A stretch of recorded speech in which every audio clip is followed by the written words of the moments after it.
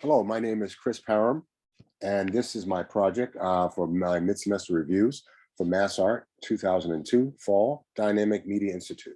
And I would like to first start talking about my very first project for Fred's class, which are the JPEG mangling things, which we basically kind of took photographs and we kind of messed around with them a little bit in terms of the color and the usage and so on. So we're going to start off with that first. And this is, for instance, some baby shoes, as you can see.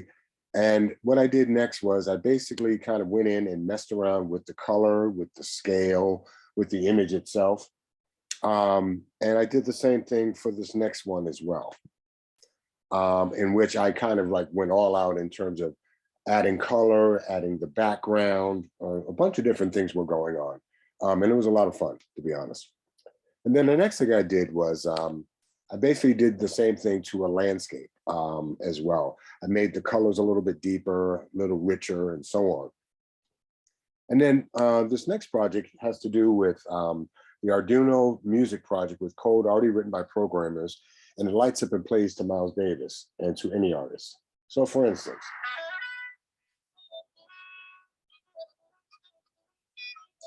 as you can see, it's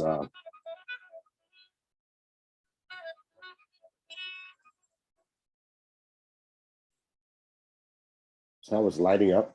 It's basically what I'm trying to do is I would like to do something where I would have the different lights light up for different instruments. So for instance, blue for saxophone, red for the drum, green for the piano, yellow for the stand-up bass, and so on. So this is just an example of this particular thing that I'm working on for Fred's class. I'm going to pause that for a second. And I did the same thing for my other ones as well. Billie Holiday, of course, and Thelonious Monk as well. And of course, Miles Davis. And as you can see, that's what I meant by all that's happening with the specific lights, excuse me. So we're going to move on to my project for Information Architecture 1 for Fish and for Martha. And this is my MIE Mass Art project. And this is my very first bird's eye view poster for my project that I'm working on that deals with coronaphobia. And with this project, it deals with the entitlement, essential workers, remote, hybrid, food delivery, bikes, virtual, Uber, basically the whole idea of what was happening at the beginning of the pandemic and how those essential workers became praised and so on and so forth. And as you can see, I have a bunch of different things on here concerning the 7 questions. So for instance, I've got the 7 questions over here. Are you more of a night owl or an early bird? Do you prefer in-person, hybrid, or virtual, and so on? So that's just one of my ideas for my poster. And then the next one is coronaphobia on campus, which deals with, as you can see from my second idea, the outbreak of the coronavirus has created dread and fear among college students during this outbreak. And this is based on a study done by the National Library of Medicine between July and August of 2021. And it is called Phobia and the Fear of COVID-19. And also, it may trigger other phobias as already exhibited by students. And my project will deal with the effects of COVID-19 during the pandemic at Mass Art and the mental health of students. And as you can see, I started talking about percentages, 44% of this, 29% of that, 50% of this, 70% of that, and so on. So these posters were based on percentages of how I based all these 7 questions into one category that dealt with coronavirus.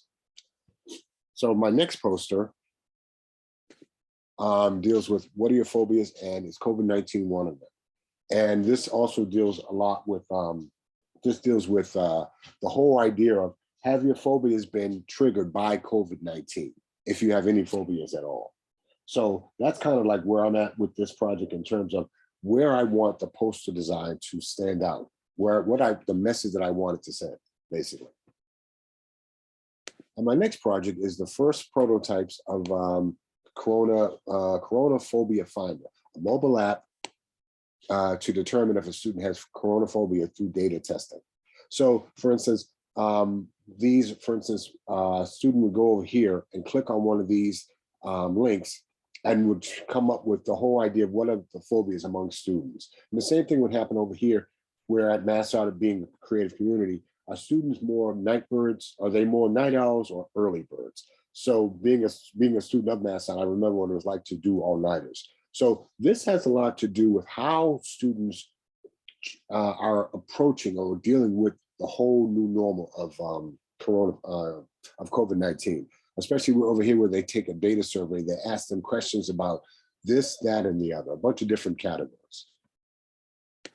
And this is my second prototype, of which I have, for instance, questions for, I changed the name to Coronaphobia Support, where a student would go answer questions based on low, medium, and high. Do you worry about job loss? Do you think your job is in jeopardy? Are you concerned about the psychological symptoms of possible COVID exposure, and so on?